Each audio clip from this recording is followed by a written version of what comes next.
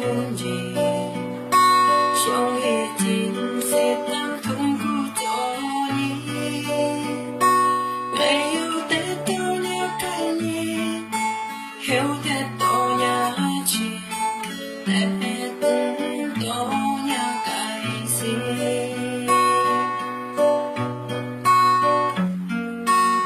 người nhớ tên xin cũng khỏi nhỉ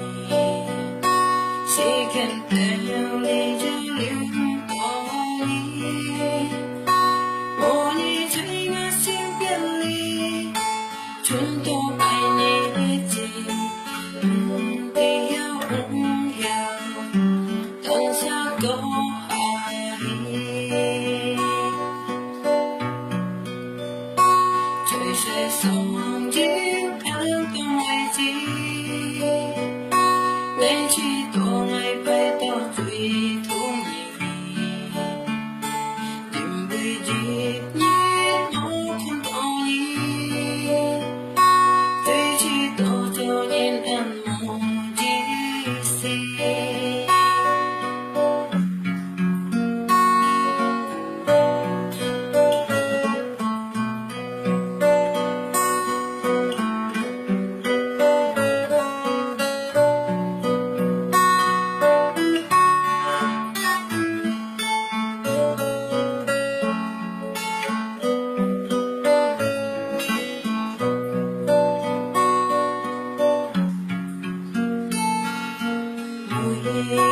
thăm xin cũng khỏi nhỉ chỉ cần theo lưu ra lưu nên có nhỉ mỗi ngày thấy nghe xin biệt ly chúng tôi phải nhé gì thì yêu cũng hiểu tan xa có ai trời sẽ sống riêng em không ai gì ngày chỉ tổ ngày bé tôi tùy thú nhỉ tìm người dịp nhất nó không có nhỉ